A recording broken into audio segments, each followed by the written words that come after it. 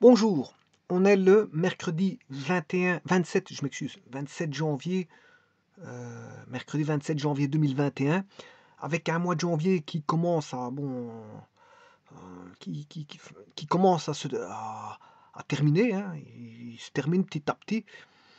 Euh, Voici le premier mois de 2021 qui arrive à terme, à sa finalité, pour bientôt entrevoir donc la semaine prochaine, le mois de février.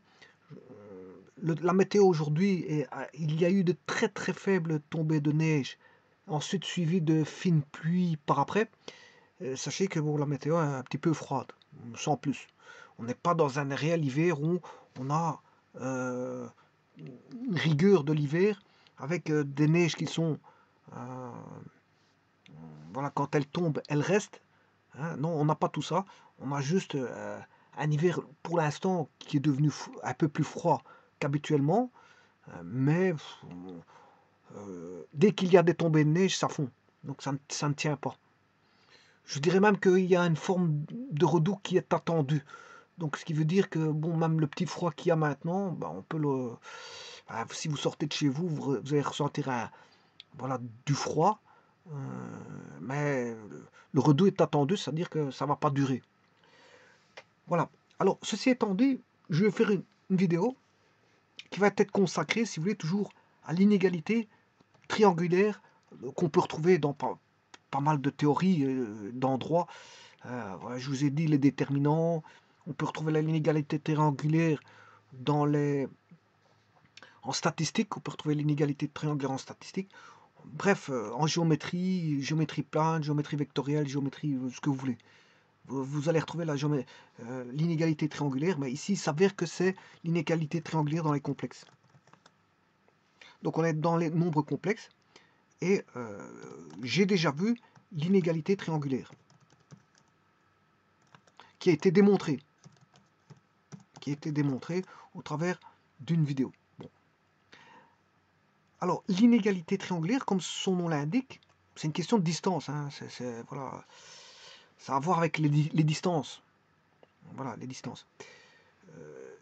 Et la minimalité d'une distance. Alors, ici, comme son nom l'indique, inégalité triangulaire, ben, il y a une inégalité. Je vous rappelle, ça dépend de la lecture que vous allez en faire, mais ça peut être plus petit ou plus grand. Voilà, mais comme son nom l'indique, inégalité triangulaire, parce que ça fait intervenir des triangles. C'est dans les triangles qu'on a l'inégalité triangulaire. Mais si vous commencez à mettre des repères et vous faites de l'analytique, et c'est le cas des complexes, dans les complexes vous faites de l'analytique, puisque vous mettez un repère et vous mettez des équations, eh bien, enfin ici c'est plutôt voilà, des écritures algébriques. Hein. On peut avoir des équations dans les complexes sans aucun problème. Mais tout ça pour vous dire quoi que l'inégalité triangulaire se trouve en géométrie plane, géométrie analytique et en algèbre. Bon, il s'avère qu'ici, bon, je vais traiter les complexes. L'inégalité triangulaire dans les complexes, ça veut dire que bon, je peux dessiner des triangles. Bon, je ne le ferai pas ici parce que je l'ai fait dans la démonstration.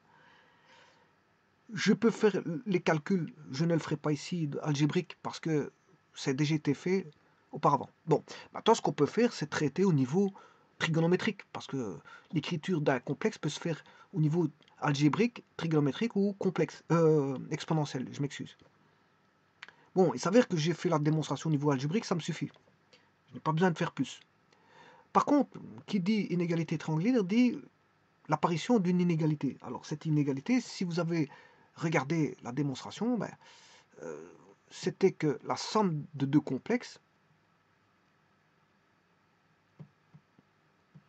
est plus petit ou égal. Enfin, je m'excuse, je me suis mal exprimé. Le module d'une somme de complexes est plus petit ou égal à la somme des modules des deux complexes. Alors, je vous rappelle qu'un repère orthonormé complexe est posé, c'est-à-dire qu'on a mis un repère voilà, perpendiculaire, il est orthogonal, mais il est normé parce que ici, si vous mettez unité, voilà, pour avoir un J, vous devez avoir la même mesure. Voilà, il est normé. Hein. Donc vous avez la même mesure ici. Ici, là, vous avez 5 petits carrés, ben là je devrais mettre 5 petits carrés pour l'unité 1. Voilà. Alors là vous mettez les réels, l'axe réel, et là l'axe imaginaire, et voilà, vous mettrez bien sûr un point qui va représenter un complexe. Donc un point est associé à un complexe. Par exemple, ici je mets P est associé au complexe A plus BJ.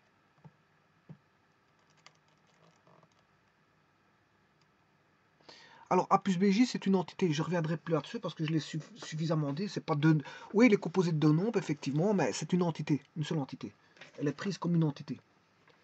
Alors, on dira que P est associé au complexe Z A plus BJ, et on dit que Z est la fixe de P. Mais donc, ce qui veut dire qu'on a la création d'un point dans le plan complexe. Le fait d'avoir mis dans un plan un repère orthonormé pour lequel il est composé d'une partie réelle et d'une partie imaginaire, mais on a créé, si vous voulez, un plan complexe dans lequel on peut zoner ces complexes. On a 4 cadrans. On a les signes, suivant le signe de la partie réelle imaginaire, on peut définir 4 cadrans. Voilà. Donc, le repère complexe va zoner, si vous voulez, le plan complexe en 4 parties. Voilà. Et donc, à partir de là, si vous avez un point, ben, on peut mettre un second point. Déjà, l'origine en est un. L'origine, voilà, c'est une référence. Et à partir de là, je peux créer, si vous voulez, un vecteur OP. Voilà, un vecteur OP. Je l'ai mis à côté, bon, je l'ai mal fait. Voilà, l'origine du vecteur, c'est O. L'extrémité du vecteur, c'est P. Donc ici, vous avez créé le vecteur OP. Donc, ce qui veut dire quoi? Ben, ça veut dire beaucoup de choses. Ça veut dire que vous avez créé, tout d'abord, un plan complexe. Un plan complexe. C'est-à-dire, dans ce plan complexe, vous pouvez mettre des points. Voilà, vous pouvez mettre des points. P, Q, R, S, peu importe. Avec ces points, vous pouvez avoir des distances. Vous pouvez avoir des distances entre deux points, par exemple, entre O et P. Et on peut avoir des vecteurs. Des vecteurs, par exemple, le vecteur OP. Bon, qui dit distance, dit norme du vecteur. Voilà. Et qui dit point dit complexe, puisque c'est un point du plan complexe, dit complexe. Voilà. Et qui dit complexe dit module du nombre complexe. Bon, et voilà, tout va de pair, tout s'enchaîne. On a un enchaînement. Ça veut dire que traiter un petit peu les complexes, c'est un petit peu traiter les vecteurs. C'est un petit peu traiter les vecteurs et des distances. Quand on traite les modules, on traite des distances. Modules. Voilà, le module d'un complexe, ce sera une distance. Alors, je peux parler sous forme trigonométrique. Là, on aura un angle phi et le module qui vaut, par exemple, ρ. Le module, c'est ρ. Donc, on peut exprimer en polaire. Voilà, en polaire, si vous voulez, on écrira ρ cosinus phi plus j sinus phi. Et pour abréger l'écriture, ben, on écrira ρ 6 phi. Bon, ici, c'est un j, donc je mets j. Chez IS, phi. Si c'était un i, j'aurais mis un i, C-I-S. Mais là, c'est un j. Voilà. Et alors, n'oubliez pas que le ρ multiplie ceci. Donc, et ça, c'est la forme trigonométrique de nombre complexe. Ouais, et il existe une forme exponentielle. Et là, j'ai traité la forme algébrique z égale à a plus bj. Voilà. Donc, vous voyez qu'il y a un enchaînement voilà, on va dire du bric-à-brac qui s'entremêle, parce qu'on a aussi bien de la trigonométrie, on a aussi bien les nombres, les vecteurs, théorie vectorielle, qui se cache derrière ça, notion de distance, distance euclidienne, voilà, parce qu'on a un plan euclidien, ben, voilà, un plan euclidien c'est tout plat, hein. Ça veut dire qu'il n'y a pas de courbure, hein. On n'étudie pas les courbures ici. Voilà, c'est un plan tout plat, donc fatalement si vous faites la distance euclidienne, ben, voilà, ça se fera au travers d'un triangle. Et donc les triangles, voilà, c'est une très belle figure pour mesurer des distances, si vous voulez. C'est une très belle figure pour mesurer des distances. Dans un repère, notamment, c'est très bien parce que le repère est orthonormé, donc vous allez avoir des triangles rectangles, vous allez voilà, appliquer Pythagore. Bon. Alors, ici, qu'est-ce que ça veut dire? Ça veut dire que quand la longueur du vecteur somme, ici, ce que j'avais dit, tout d'abord, avant de venir à l'égalité, hein, ça a été démontré. Donc cette relation est vraie, parce qu'elle a été démontrée. Donc elle est vraie dans un plan euclidien. Voilà. Alors, maintenant, je vais m'intéresser quand est-ce qu'il y a l'égalité dans l'inégalité. Donc ça veut dire on va restreindre. On va restreindre voilà, les solutions. On va les restreindre et trouver quand est-ce que c'est égal et plus strictement plus petit. Donc on va se poser la question suivante. Quand est-ce qu'il y a l'égalité dans l'inégalité? Quand est-ce qu'il y a l'égalité dans l'inégalité? Et ça, c'est la question fondamentale qui va être traitée dans cette vidéo.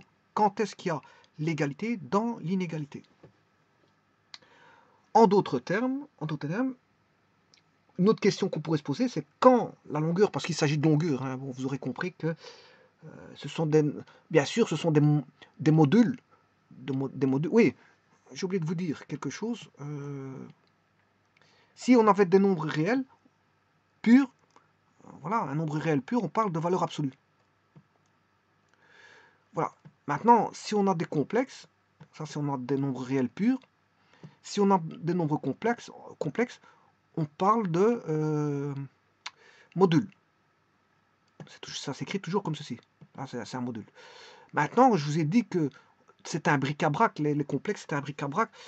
C'était une astuce pour trouver une équation du deuxième ou du troisième degré pour lequel on avait un delta négatif pour le deuxième degré, ou si vous aviez un troisième degré, vous retombiez sur le deuxième, vous aviez un delta négatif. Ben, l'astuce, c'était de créer juste un nombre complexe J, enfin de mettre un J pour lequel on sait résoudre voilà, les équations pour lesquelles on a un delta négatif.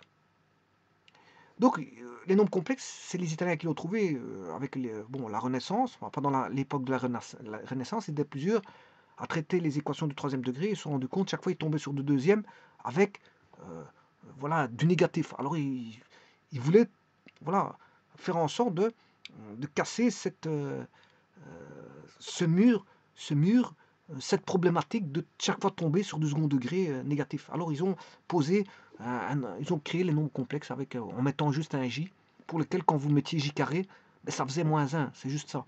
Et après, il y a toute une algèbre qui a été fondée sur ça. Mais sachez que ce n'est rien de plus que dans, voilà, traiter quelque part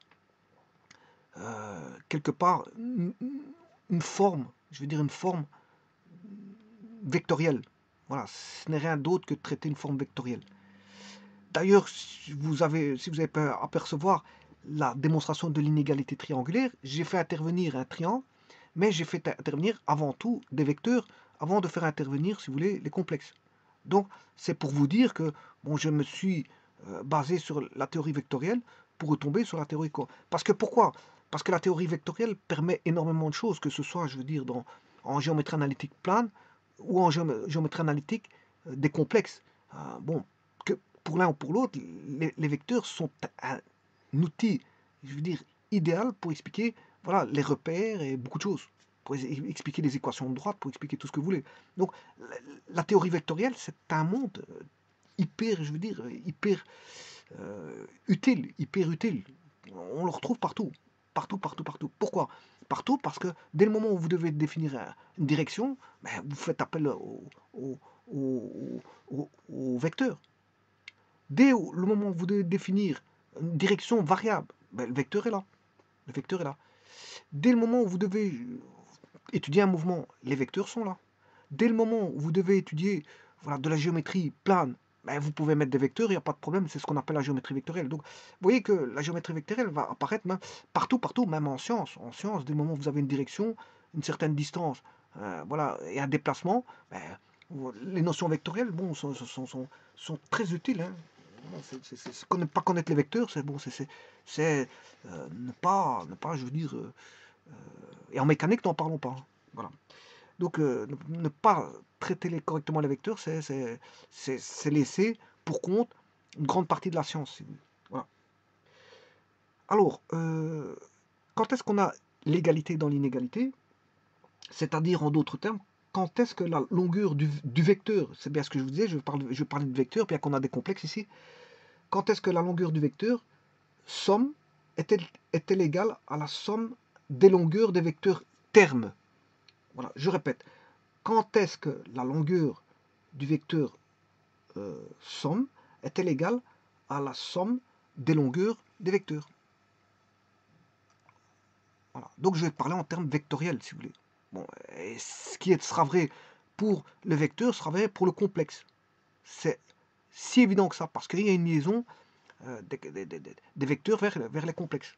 C'est si évident que ça. Alors, quand est-ce qu'on aura ça?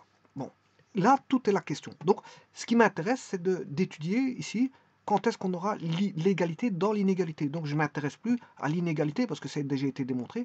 Par contre, je vais m'intéresser à ceci. Alors, maintenant, je vais vous dire quelque chose. Ce qui pose problème à beaucoup de personnes, qu'est-ce que c'est? C'est les notions d'ordre. Dès le moment où vous avez plus petit, plus grand, supérieur à, bon, on peut mettre des petites équations, ça peut paraître simple, mais il y a parfois des cas de figure où je peux me croire que c'est compliqué. C'est compliqué. Voilà. C'est compliqué dans le sens où vous allez mettre des modules avec des séries, avec des modules et des inégalités. Bon, les gens peuvent vite être perdus. Si vous faites un algorithme avec des inégalités, l'inégalité en soi est un...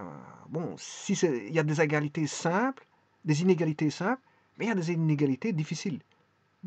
Et là, il faut faire très attention. Très attention. Et c'est là qu'on demande une attention, je veux dire, parce qu'on peut même oublier certaines choses. Et cette vidéo va permettre de vous faire apercevoir qu'effectivement, les inégalités, on va dire en mathématiques, il faut avoir un œil à tout. Un œil à tout. Vous allez le voir dans cette vidéo. Bon, c'est pas difficile, hein, mais bon, je peux vous dire que faut juste faire très attention. Alors, je vous rappelle une chose.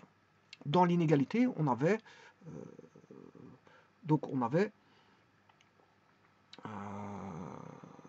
Z1 plus Z2. Alors, rappelez-vous que ceci c'était égal au niveau de l'égalité. On avait Z1 bar, Z1 au carré, plus 2 fois la partie réelle de Z1 Z2 bar plus le module de Z2 au carré. Là. Ça, on avait une pure égalité. Hein. Je ne sais pas si vous vous rappelez de ça. Allez voir mes vidéos. Vous allez voir qu'il y a une pure égalité. Maintenant, qu'est-ce qui faisait qu'on avait une inégalité? Eh bien, c'est parce qu'en fait, on avait fait intervenir, si vous voulez, ceci. Pour avoir un nombre, un produit remarquable. Voilà. On avait fait la même écriture pour avoir un produit remarquable. Et dès le moment où vous avez écrit ceci, mais comme ces deux termes-ci étaient... bon, il y en a un qui était plus petit que l'autre. Voilà.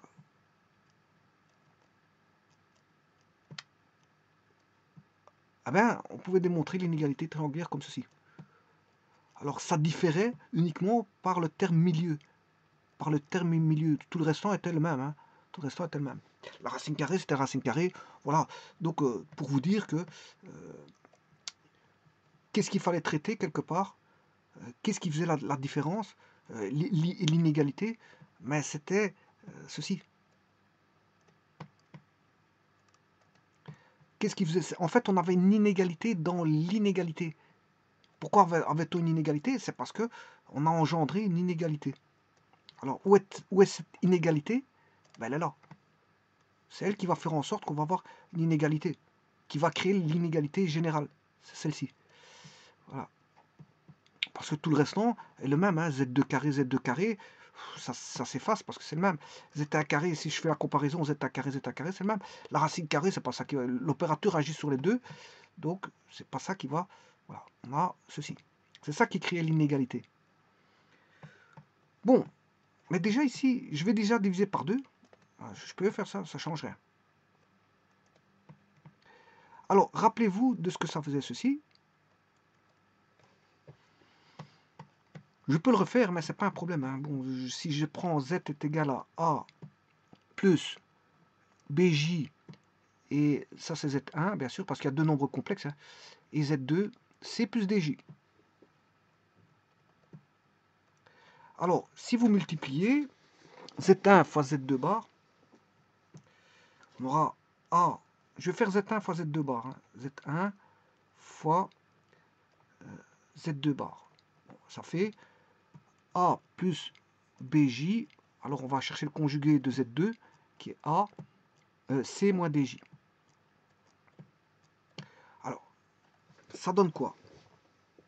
Vous savez que ça donne AC moins ADJ plus BCJ moins BDJ carré, ce qui fait moins J carré valant moins 1, ça fait BD. Bon. Alors maintenant, qu'est-ce que je vais faire? Je vais prendre la partie réelle de Z1, Z2 bar. Bon. Si je prends la partie réelle, ben, je laisse tomber, BCJ reste AC plus BD. Il va rester AC plus BD. Bon. Donc ceci, que vaut la partie réelle de Z1, Z2? AC plus BD. AC plus BD. Voilà. AC plus BD. Alors,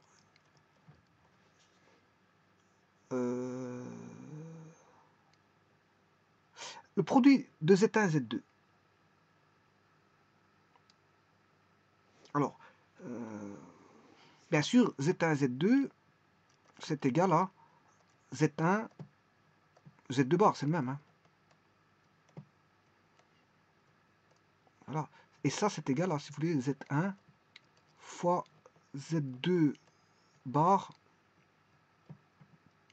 Là, au niveau du produit, on a l'égalité. On n'a pas l'inégalité triangulaire, c'est pour des sommes. Hein. Parce que pour le produit, Z1 fois Z2, ça fait, vous le savez très bien, hein, Z1 fois Z2, ça fait la norme de Z1 fois la norme de Z2. Là, il y a une égalité pure. Voilà, pour la multiplication, mais pas pour l'addition. Pour l'addition, on a ce qu'on appelle l'inégalité triangulaire. Voilà. Donc, le produit d'un module est égal au module des produits.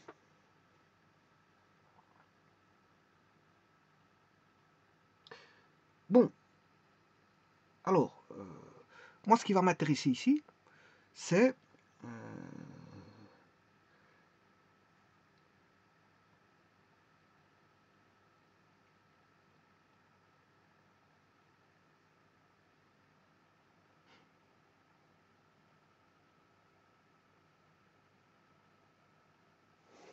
qu'est-ce qui va m'intéresser ici pour l'égalité, c'est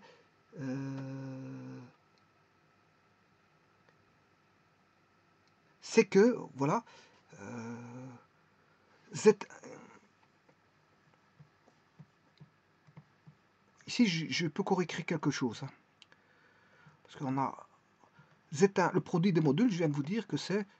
Voilà, tout ceci, c'est égal. Hein. Je vais écrire que c'est égal à Z1 fois Z2. Voilà, l'écriture est là.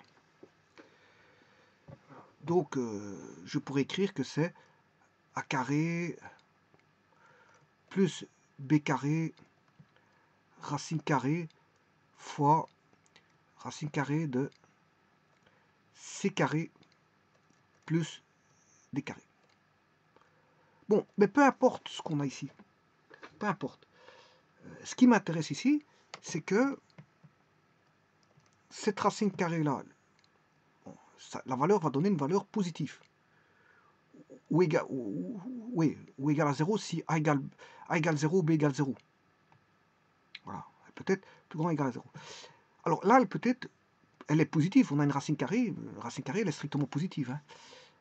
Enfin, strictement non, parce que si C égale 0, D égale 0, ben, ça fera 0. Et alors, si on n'a pas de complexe, A égale 0, B égale 0, C égale 0, D égale 0, on aura 0. Donc, on peut avoir égale 0. Ce qui veut dire que cette valeur-ci, AC plus BD, qui est RE Z1 fois Z2 bar, ben, il appartient, si vous voulez, à R+. Il appartient à R+. Voilà, il appartient à R+. Voilà. Donc ici, bien sûr, euh, pour avoir l'égalité, bien sûr, parce qu'ici, ce qui m'intéresse, c'est l'égalité dans l'inégalité. Donc, ce qui m'intéresse, c'est l'égalité. C'est l'égalité qui m'intéresse. Voilà. Donc là, on a l'égalité. Là, on doit avoir l'égalité. Donc, pour avoir l'égalité, bien, il faut quoi? Ben, que RZ, Z1, Z2 bar soit positif. Voilà, parce que ce qui se trouve à droite est plus grand ou égal à 0. Donc, c'est une condition, si vous voulez, nécessaire pour avoir l'égalité. Donc, c'est une condition. Là, on a affaire à une condition nécessaire pour avoir l'égalité. Voilà. Alors, maintenant, on va traiter ceci.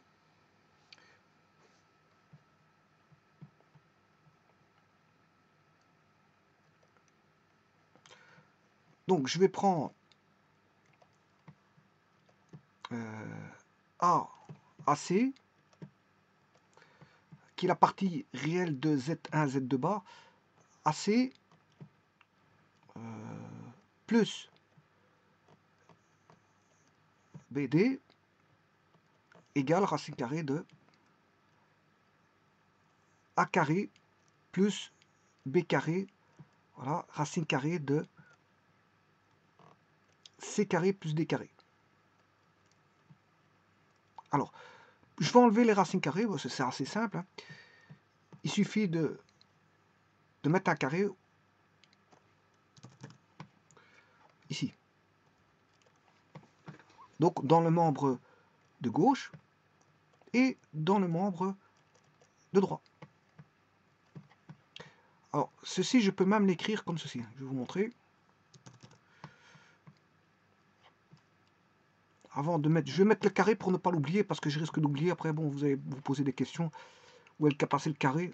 Voilà, je le mets déjà. Voilà.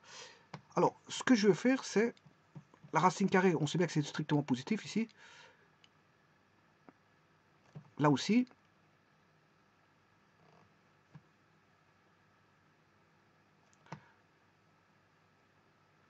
Voilà. C'est un produit de racine carrée. Hein. Donc, on a ceci. Alors, vous remettez les parenthèses comme ceci. Voilà. Et vous mettez la racine carrée comme ceci. Ce qui veut dire que le carré et la racine carrée vont tomber.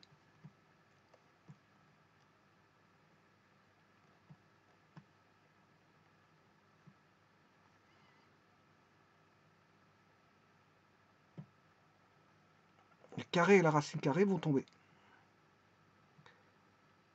Voilà. Et là, on a de l'algèbre pure avec des carrés, hein, des produits remarquables. Ici, je vais comment on appelle ça?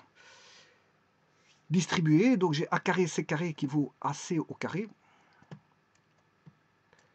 Alors, plus A carré, D carré, c'est AD au carré. Plus B carré, C carré, c'est qui fait BC au carré. Plus B carré, D carré, ce qui fait BD au carré. Bon, c'est juste une multiplication assez simple. Hein. Bon, j'ai rien à dire là-dessus. Alors là, c'est un produit remarquable aussi. Dans le membre de gauche, on a AC au carré plus 2A, B, C, D. Ah, je n'ai plus de place, je vais le reculer.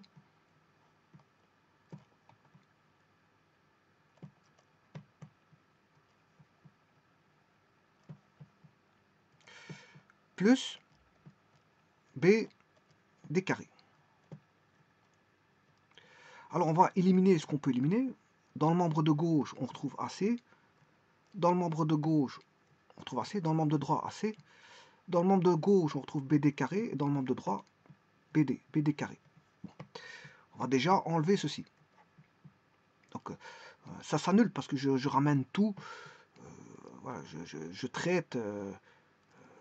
Je ramène tout à gauche ou à droite, peu importe. Et vous allez voir qu'AC et AC carré s'éliminent.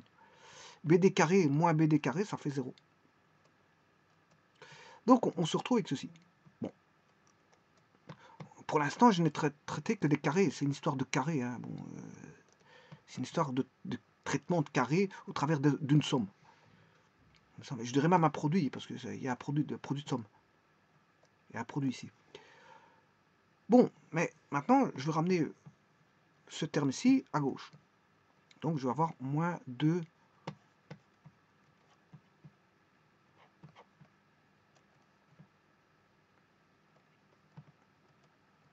Alors, vous savez très bien que si je ramène le terme ici, je le place dans le membre de droite, ce qui veut dire que là, on a un moins parce qu'il était plus, on a pris l'opposé, si vous voulez, hein, dans chaque terme. Voilà. Et là, ben, je fais la somme de deux opposés, il va rester 0. Voilà. En d'autres termes, qu'est-ce qu'on a? On a AD moins BC au carré égale 0. Et là, va démarrer les conditions. C'est sur ça que ça va se baser, l'égalité dans l'inégalité. Les conditions sont ici.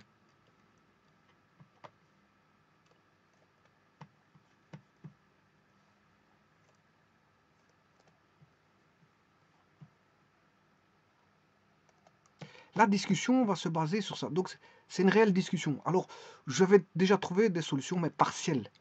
J'avais déjà trouvé des solutions partielles parce que, bon, j'avais fait déjà des vidéos sur 6. Je vous disais qu'il y avait une petite égalité qui pouvait ressortir de ça. Mais je n'ai jamais été au-delà bon, des petites solutions qui sont, je veux dire, triviales, assez simples, qui sont les premières qu'on peut voilà, trouver là-dessus. Alors, je vous rappelle là-dessus que RE de Z1, Z2 bar appartient à R+. Hein. Bon, allez voir le début. Voilà, c'est une des conditions. Je vais chercher, elle est là. Une des conditions nécessaires, c'est voilà, on a une condition nécessaire ici. Elle appartient à R+.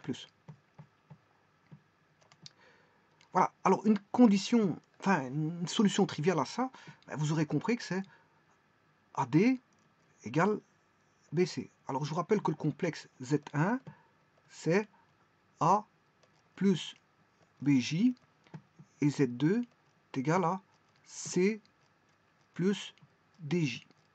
En d'autres termes, la condition triviale, la plus simple qui apparaît, je veux dire, à vos yeux et à mes yeux, ben, c'est celle où on a le produit ici, AD est égal à BC. C'est la première qui apparaît. Mais sachez qu'il y en a toute une panoplie que je n'ai jamais dit, et justement ici je vais vous les dire. Et justement tout à l'heure je vais répondre à la question qui était posée tout à l'heure, c'est-à-dire quand est-ce que la longueur du vecteur somme est égale à la somme des termes de longueur du vecteur terme. Des vecteurs termes. Voilà. Je répète, quand est-ce que la longueur du vecteur somme est-elle égale à la somme des longueurs du vecteur terme, des vecteurs termes? Eh bien sûr, ici, quand j'avais fait déjà l'égalité, parce que j'avais déjà traité l'égalité dans l'inégalité, voilà, mais c'était la solution triviale que je vous donnais, donc la plus simple. Ce qui arrive la plus simplement, c'est AD moins BC, AD égale BC. Si vous faites AD égale BC, vous avez bien 0, c'est-à-dire qu'on a A fois D est égal à B fois C. Mais sachez qu'il y en a toute une panoplie. Il y en a toute une panoplie. Alors, je vais vous les dire, c'est lesquelles. Ben, il suffit de poser que C égale lambda fois A. Et que D égale lambda fois B. Alors en faisant ça, qu'est-ce que vous avez? Vous avez, on aura, si vous voulez, si je pose C égale lambda, je reprends l'équation, A fois D, D vaut lambda B. D égale lambda B. Voilà. Alors, le B c'est B, et le C vaut lambda A. Effectivement, on a lambda A B est égal à lambda BA, c'est-à-dire on a bien l'égalité. À un coefficient près, on a l'égalité. À un coefficient près, on a l'égalité.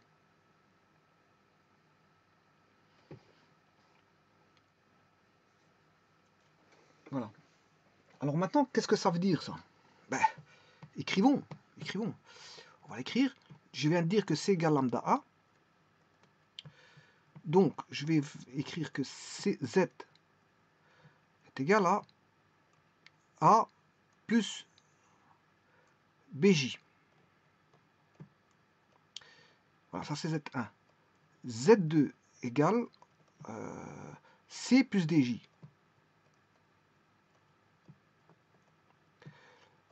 Voilà. Et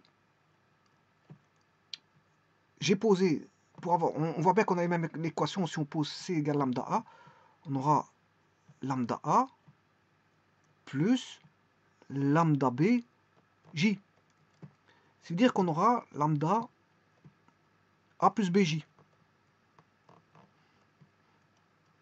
Lambda A plus BJ. Ça veut dire qu'on a lambda fois Z1, tout bonnement. Alors que vaut ce lambda A? Et là est toute la question. Donc ça veut dire que, après je vais résumer la chose. Je vais résumer la chose. Mais tout d'abord, que vaut ce lambda? Parce qu'il ne vaut pas n'importe quoi. Il ne vaut pas n'importe quoi.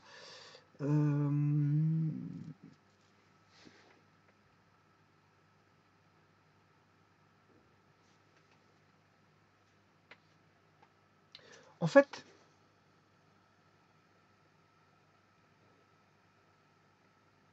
rappelez-vous qu'on avait, et c'est là qu'il faut faire attention, on avait une inégalité.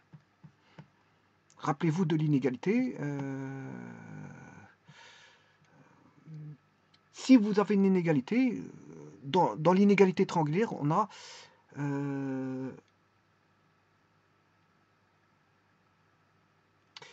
elle est là. Elle est écrite ici. Voilà, l'inégalité triangulaire partielle, elle est là. Bien sûr, il y a l'inégalité triangulaire globale qui provient d'une partielle. Qu'est-ce qui fait qu'on a l'inégalité globale? C'est parce que on a le RE Z1, Z2 bar est devenu le module de Z1 fois Z2. Donc c'était ça. Rappelez-vous des démonstrations. On avait... Pourquoi a-t-on une inégalité globale? Parce qu'en fait, on a une inégalité partielle à l'intérieur. Bon. Alors, si on regarde cette inégalité partielle, ben, je vous rappelle que qu'est-ce que c'est que REZ1, Z2? Ben, c'est AC plus BD, qui devait être, bien sûr, plus grand ou égal à 0. Voilà. Donc, si j'écris AC doit être plus grand ou égal à moins BD, et si je me retrouve en mettant lambda, voilà, je vais avoir C vaut lambda A,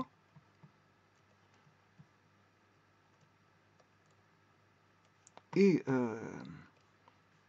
D vaut lambda B.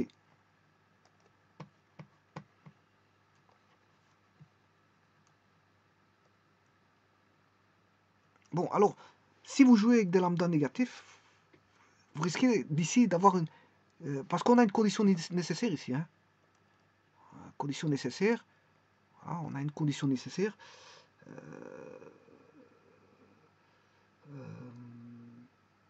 RZ1, Z2 bar doit appartenir à R+. Voilà. Alors, on est d'accord. Donc, ce qui veut dire que ici, pour éviter de changer le signe de l'inégalité, le lambda ne peut pas être n'importe quoi là. Hein. Parce que sinon, vous risquez de changer l'inégalité et la condition nécessaire ne sera plus respectée. Donc, vous aurez compris que le lambda ne peut appartenir que à R+. Il peut être nul, hein, c'est pas un problème. Hein. S'il est nul, bon, vous aurez AD, BC qui... on aura, si lambda est nul, on aura C qui vaut 0 et D qui vaut 0. Donc on aura un complexe qui est nul. 0 plus 0 J. Voilà. Donc vous allez additionner Z1. Et là, vous aurez compris qu'on fera Z1 plus 0 plus 0J, ça fait 0. Ben, ça, on aura Z1. Et ça, vous comprendrez que Z1 qui est égal à Z1 plus Z2 avec Z2 qui vaut 0, c'est normal qu'on a l'égalité. Hein. Ça marche avec 0, donc le lambda valant 0, ça marche. Voilà, c'est pas un problème. Donc ça veut dire quoi? Maintenant, je vais répondre à la question. Quand est-ce qu'il y a égalité dans l'inégalité? Ou d'autres termes, quand la longueur du vecteur somme était égale à la somme des longueurs des vecteurs termes, eh bien, quand on va dire les vecteurs ont même sens. Les vecteurs ont même sens, tout bonnement. On aura z est égal à z1, bien sûr c'est le complexe, mais représenté par un. Alors comment avoir un nombre avec un vecteur par rapport à un complexe? Vous le savez, hein, dès le moment où vous avez un P qui est fixé dans le plan complexe, dès que vous avez un point, ben, voilà, AP est associé à un complexe Z. Hein, voilà. Et comment voir le vecteur? C'est par rapport à l'origine. Vous aurez le vecteur ici. Voilà, vous aurez le vecteur OP. Voilà.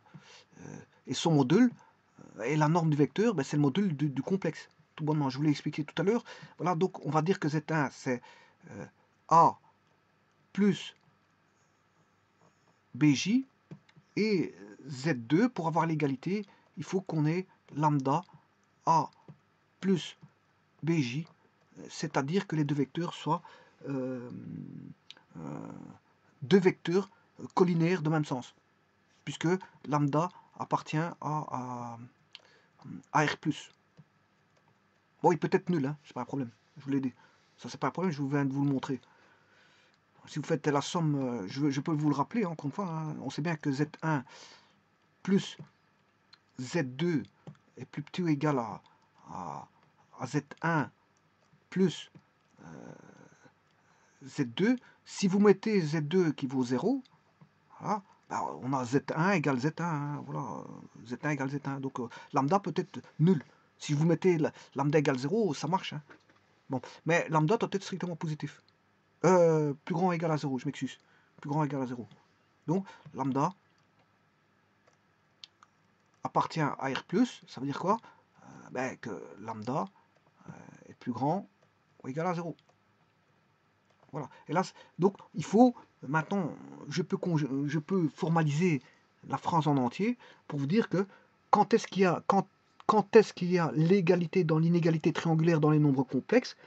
Eh bien, c'est quand les longueurs du vecteur somme est égale à la somme des longueurs des vecteurs termes, c'est-à-dire exactement quand on aura des vecteurs qui ont le même sens, des vecteurs qui ont le même sens, Z1, Z2 ont le même sens. Donc à ce moment-là, s'ils ont le même sens, vous aurez l'égalité dans l'inégalité triangulaire.